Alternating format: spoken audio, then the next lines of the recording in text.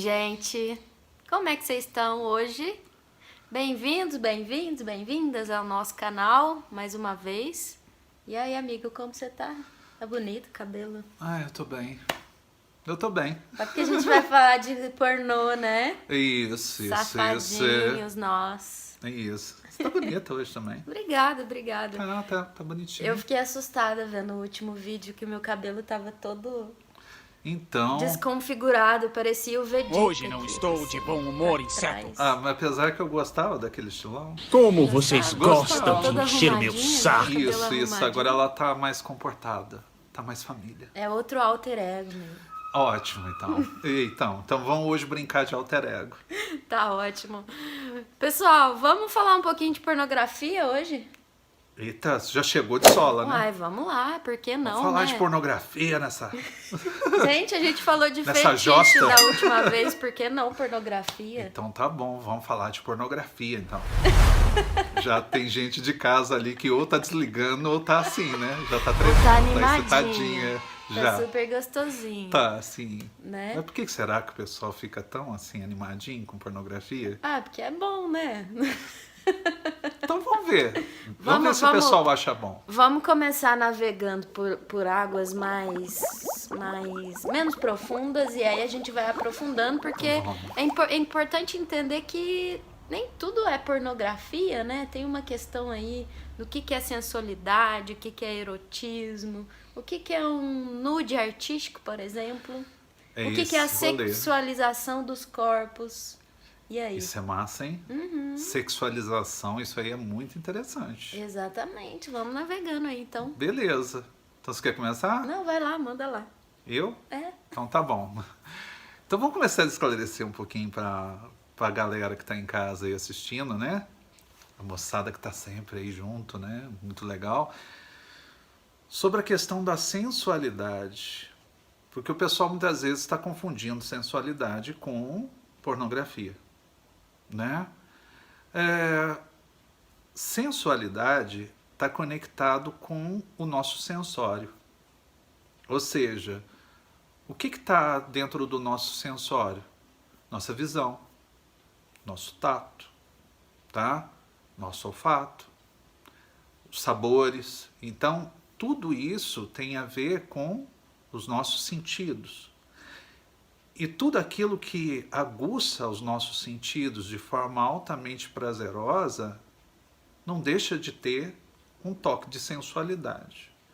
Então, uma das coisas, por exemplo, que a gente pode imaginar é o corpo, a postura, a atitude, a voz que instiga, né, esses nossos sentidos de forma altamente positiva. Então vamos falar um pouquinho, Rafa, eu também quero saber um pouquinho o que você acha disso, né? Que existem certas pessoas que têm uma sensualidade positiva. Você vê a pessoa no shopping lá, sentada lá, comendo ali um sanduíche lá qualquer, mas parece que tem um toque de sensualidade. E como é que você vê isso? Eu acho muito legal, porque essa sensualidade que a gente está falando me fala sobre um poder pessoal.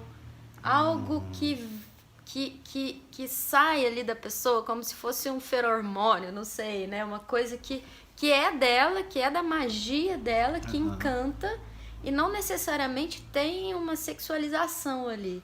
Perfeito. É um encantamento, eu não sei, é uma coisa... É o encantamento da sereia, digamos assim, né? Uma coisa que te atrai. É sobre atração. Então tem pessoas que atraem, que mexem comigo ou mexem com a gente antes mesmo de chegar ou de falar qualquer coisa, né? Tem uma sensualidade ali. E isso não necessariamente está relacionado à sexualização, a um desejo que vai por aí. Mas é um mistério. Eu costumo dizer que é um mistério. Putz, aquilo me instigou, aquela pessoa me chama atenção. E a sensualidade, ela tem umas características interessantes, né? Porque às vezes tem pessoas que falam assim, eu acho tão sensual pessoas inteligentes. Exato. Né? Eu acho tão sensual, assim, pessoas que têm iniciativa. Então, ou seja, a sensualidade, ela é um jogo, né, de bate-volta. É algo que você lança no ar assim, né? E que vão dar alguns feedbacks externos, né? Que vão ser provocações externas. Então, da mesma forma assim que tem alguns homens, às vezes, que relatam assim, eu acho tão sensual o jeito que ela mexe no cabelo, eu acho tão sensual o jeito que ela coloca o óculos, não é mesmo? Então, eu acredito que a sensualidade ela é muito ampla, porque a sensualidade, ela necessariamente, né? Primeiro, é um jogo social, porque envolve pelo menos duas pessoas ali, né? E ao mesmo tempo aguça essas sensações.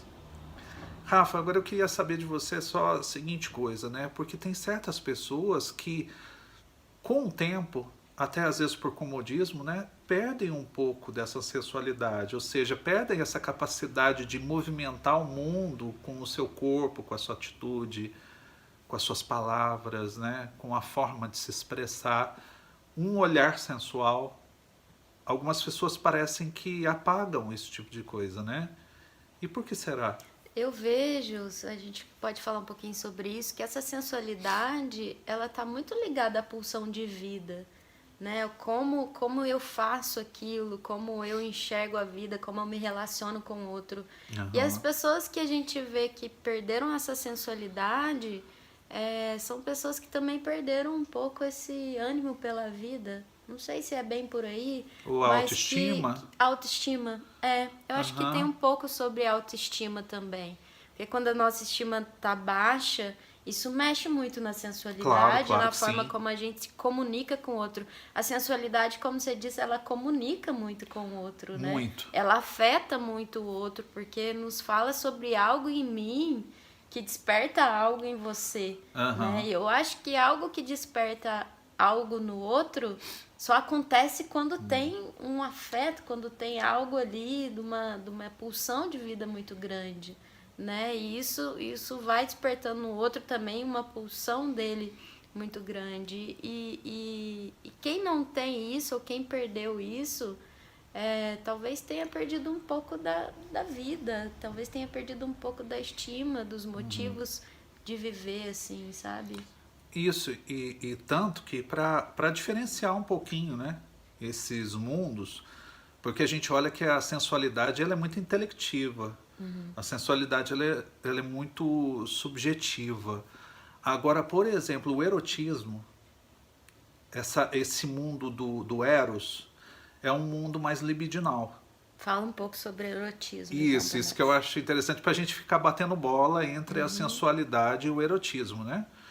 Porque você pode ver que uma pessoa ela pode ser plenamente sensual, atrair os olhares, atrair atenção, atrair admiração, sem necessariamente ativar o elemento erótico, Perfeito. né? É isso. O erotismo já seria uma conexão mais libidinal, seria uma conexão muito mais da natureza da primitividade, o desejo Sexual mesmo. de tocar, de se apropriar, de explorar aquele corpo, né? Mas de maneira mais erótica, mais libidinal. Então a gente vê claramente assim que existem mulheres sensuais e existem também mulheres que exploram o erótico, o erotismo. Mas não necessariamente esse erotismo é ruim. Né? Não há mal nenhum em você, por exemplo, pegar e buscar a atenção de um possível parceiro de uma intimidade ou uma possível parceira. Então, talvez, Rafa, teria mais ou menos assim, aquele dia nosso da sensualidade, aquele dia nosso, talvez, de querer erotizar um pouquinho? De Com brincar, de certeza. provocar, de botar fogo no parquinho? Com certeza, com certeza. E tem também um pouco o olhar que o outro dá para aquilo.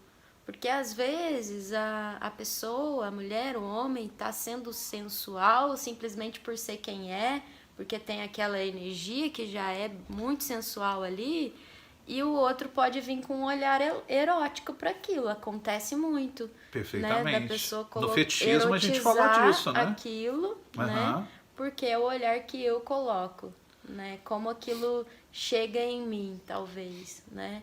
E nem às vezes a outra pessoa nem tá sendo erótica no caso, né? Então talvez a questão também do erotismo tenha uma certa carga de interpretação Eu também. acho que sim.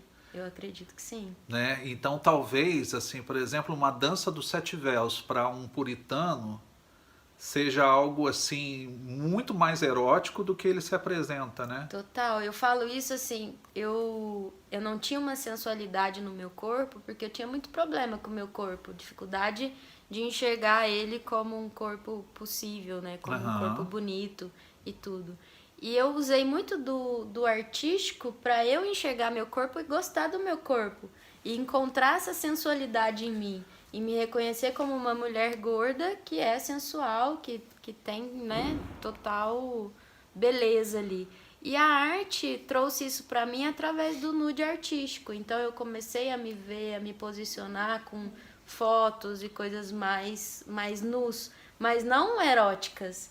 Mas algumas pessoas enxergam aquilo como erótico, sexualizam aquele corpo. Então eu coloco aquilo como uma autoafirmação para mim, totalmente de uma condição nada erotizada, e tem pessoas que vão olhar aquele corpo e vão sentir o desejo sexual. Mas vamos então pegar e vamos pelo menos definir esses olhares, né? Existe aquele que busca o sensual, então existe às vezes algum que está buscando muito mais o erótico. O erótico talvez fale mais alto para ele, né? Mas vamos falar do terceiro elemento, que aí depois a gente vai misturando isso tudo, né? Quando você vê a questão do pornô, tá? A pornografia é também uma das características. O pornô, quando a gente olha na origem etimológica da palavra, né, que escreve só com uma letra E também, mas você lê pornô mesmo, vem da palavra prostituta. Olha. Né? E a prostituta tem todo um histórico, que às vezes tem gente assim que fala com aquela voz triste, né, prostituta.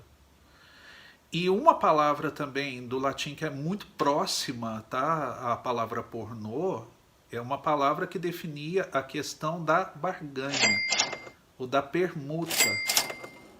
Então, ou seja, né, eram pessoas que negociavam o seu corpo.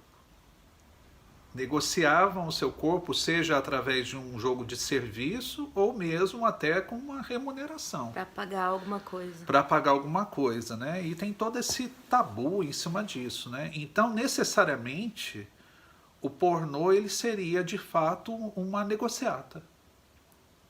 E aí a gente vê exatamente dentro dessa questão dos filmes pornográficos, atrizes representando papéis, tá, dentro desse universo pornográfico e ao mesmo tempo também ganhando sua grana. Então você vê muitas vezes que dentro do pornô clássico você pode ter ali, por exemplo, uma representação, até uma teatralidade da sensualidade, do erotismo e até mesmo de uma coisa mais hardcore. Aí a gente entra na questão que a gente sempre fala, aquela velha palavrinha, a performática. E o pornô também, a pornografia, eu vejo que ela tem uma influência muito grande em como se constituíram os papéis que a gente vem falando há um tempo. Porque dentro disso tudo que você está falando faz muito sentido para mim, como a pornografia, ela traz a mulher nesse papel totalmente subserviente. E aí, então, como é a mulher, né, se prostituindo e fazendo esse pagamento, Perfeito. eu estou ali totalmente suscetível para trazer prazer para aquele homem e nada mais. É totalmente uma relação objetal. Mas vamos trazer uma coisa. Muitas mulheres também podem, tá, vislumbrar no meio desses papéis, no meio dessa demanda que você falou, que é uma demanda assim ainda majoritariamente do homem, né, como uma oportunidade mercadológica. Total, quem está ali trabalhando, né? Exatamente. E quem está assistindo é a performance que foi colocada. Então o homem ele tenta cumprir aquilo que é totalmente performático, então os caras têm, né, uma performance Isso, porque ele está objetificado ali dentro também, né? Ele tem que ser o atleta, né? O herói do sexo. Exatamente. E a mulher tá ali, aquela mulher especificamente, ela tá ganhando para aquilo, ela tem um mercado ali. Mas e a mulher que tá assistindo com o cara E ela é vista também como um objeto, né? Mas observa que o mercado pornográfico é uma coisa também muito diversa. O mercado pornográfico, eu acho que ele é mais extenso até mesmo do que é o erótico popular pra gente, né? Falando. O mercado pornográfico, ele abraça outras demandas. Então você vai ver, por exemplo, áreas do fetichismo, você vai ver, por exemplo, filmes, né, com travestis, você vai ver filmes, por exemplo, com pessoas em nanismo, você vai ver outras performances que a gente não vai ver tão comumente nesse universo da normalidade, né, nessa bruma de normalidade. E aí? Porque a pornografia tem essa questão também. Uma vez eu vi uma locadora antiga lá da cidade de São Paulo, né, da capital paulista ali, que tinha todo tipo de pornografia que você imagina. Desde também de sexo grupal, desde, por exemplo, o próprio sadomasoquismo, sobre questões de bizarrices, etc. e tal. É mercadológico. É algo que gera, por exemplo, um giro de mercado. Inclusive sites hoje famosos aí e tal, onde que a galera tá vendo esse tipo de coisa. Afinal de contas, então, Rafa, aonde que está o grande vilão do pornográfico? Será que, por exemplo, o pornográfico é um vilão de fato? Ou será que o pornográfico mostra o que a gente não quer ver? Arte imita a vida. Ai, essa frase tua é bonita, né? Vocês viram, né? Ai, Rafa, fala de novo pra A galera. arte imita a vida, né? É só uma representação do que nós somos. Isso, do que é eu a acho nossa que o cultura. pornográfico ele ocupa esse papel de revelar sombra, né? De trazer o lado sombrio da sociedade, né? De muitas vezes colocar de repente uma mulher travesti, né? Sendo ativa com um cara machão, que você vê, né? E aí? Isso é muito, para alguns é muito surreal, né? Mas de repente eu observo que isso está muito mais conectado ao real. E não com essas pequenas realidades que a gente vê, né? Dentro da questão do sexo. Mas tudo bem, vamos sair um pouco do pornô, porque o pornô é muito denso, né? É denso pra caramba, né? A carinha que a Rafa fez. Eu conheço essa cara. Mas vamos lá. Então, vamos voltar para a mulher comum, a mulher púdica, a mulher tradicional. Entendeu? O que você acha, por exemplo, que extrapola o sensual e o que extrapola o erotismo? O que talvez, por exemplo, seja um lado também sombrio da sensualidade ou um lado sombrio do próprio erotismo? Você consegue vislumbrar isso? Um lado sombrio do erotismo, Isso. eu acho que acaba indo por todos aqueles aspectos que a gente falou nos vídeos da sombra, que é a manipulação do outro, se apropriar daquilo para manipular ou para se usar o outro como objeto para realizar um desejo próprio. É por aí que você está dizendo? Então, por exemplo, vamos cair no campo da moralidade, né? O pessoal fala muito da vulgaridade, tá? E quando a gente entra na vulgaridade, né? Lembra quando a gente fala assim na delegacia de polícia, né? Fala fulano vulgo tal. O vulgo é aquele apelido que revela o lado oculto dele, né? Aham, entendi. Então, falar sobre essa questão da vulgaridade. Quando é que será Entendi. que esse erotismo ele já põe um pezinho ali no bandido? E aí o vulgar vai passar por um lugar da condição moral de interpretar aquilo como vulgar, né? Exato. Porque o que é vulgar, afinal? Isso. Eu acho, Rafa, que o limite do erotismo é o limite da saúde. Boa. Eu Boa. acho que, por exemplo, algumas mulheres, e homens também, né?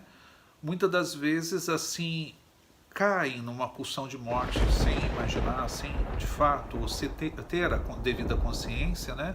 Mas para alimentar algo que não é erótico. Boa.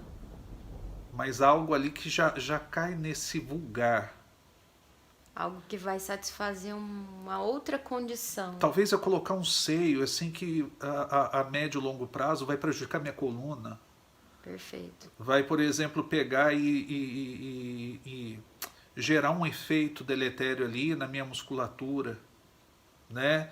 Que pode, talvez, assim, pegar e envolver algo de risco, algo que possa infeccionar ali no meu corpo. Então existe um pouco desse submundo, né, do erotismo, né? Ou seja, da deformação. Exato. Do erotismo. O que a pessoa faz pela condição de pertencer a um padrão, né? E que aquilo a torna totalmente automutiladora, né? Uma condição de se destruir para atender algo, né? Exatamente. E inclusive nosso tempo assim tá quase, mas Tá. vamos falar especificamente agora sobre isso. E eu vejo, por exemplo, essa corrupção também do sensual, tá? Eu acho que a corrupção do sensual é quando você tenta imputar na tua conduta algo que não é seu. Perfeito. Então, ou seja, você já passa a se preocupar tanto com os outros. Já viu, por exemplo, tem pessoas que vão tirar 300 fotografias, vão colocar em milhares de filtros para colocar uma foto no Instagram, tá? Aonde essa foto ela é especificamente só para os outros, mas não fala nada da pessoa que postou. Perfeito. Então, ou seja, a pessoa deixa de contemplar o seu sensual verdadeiro, né?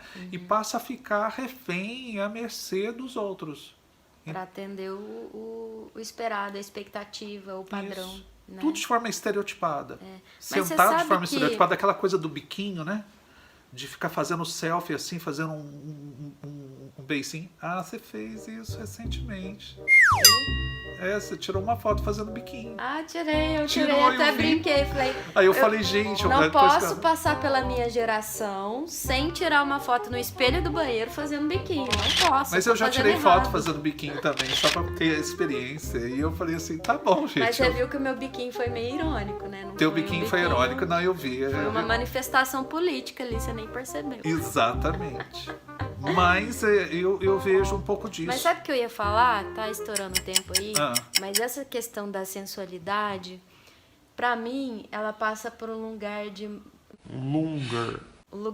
muita autenticidade, né? Porque a sensualidade, naquele sentido, naquele aspecto do sensorial que a gente tá falando, ela acontece quando a pessoa é verdadeira naquilo. Perfeito. Então, a forma que você mexe no óculos pode afetar alguém, a forma que você mexe no cabelo, a forma que você fala, a forma que você comunica, porque aquilo é verdadeiramente seu.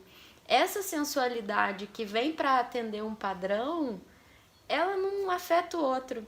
Afeta quem também está buscando um padrão, mas afeta a cabeça, o que eu racionalmente espero. Então, um homem, quando vê a mulher que está ali cheio de filtro, ou até mesmo toda embutida de seio e tal, que se conecta com aquilo, ele se Sim. conecta com a cabeça do que ele É, espera de uma mulher. aquela coisa de simetria excessiva, né? Exatamente. Aquelas bocas Mas que parece que quando replicam. se fala de real e de corpos e de desejo, dificilmente o sensual vai se conectar com algo que não é verdadeiro. Perfeito, perfeito.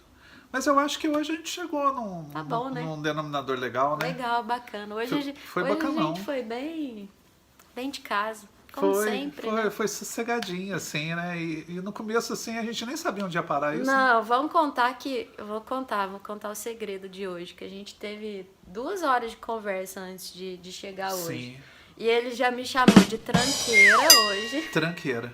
Falou que eu sou tranqueira. Mas eu falei que nós somos. Falou que eu sou uma pedra no meio do caminho que não compensa nem tirar. Falou que eu tô na vadiagem da vida. Nossa, Olha o que eu mãe. tenho que escutar. Pensa em uma pessoa teimosa e adepta à repetição profunda. É isso aí. Bom, Mas tá, somos, né? chega, contei Mas o so- segredo. Mas você já viu, né? Eles falam que os gambás se cheiram, né? As gambiarras se atraem. Se atraem, sim. É a famosa lei de afinidade. É a gambiarra atraindo gambiarra. Então, Gambiarra, então. Bom, se tem gente gostando da nossa gambiarra e chega até o final pra ouvir, é gente gambiarrada também. Gente gambiarrada também. É isso aí, galera. Aí, ó, espero que vocês tenham gostado, viu? Gente, segue a gente, aciona o sininho. Quem tá no Spotify vai dar uma curtidinha no Comenta. YouTube. Comenta aí, a gente gosta de saber o que vocês estão achando. Exato, exato. Beijo, Beijos beijo. e até. Até.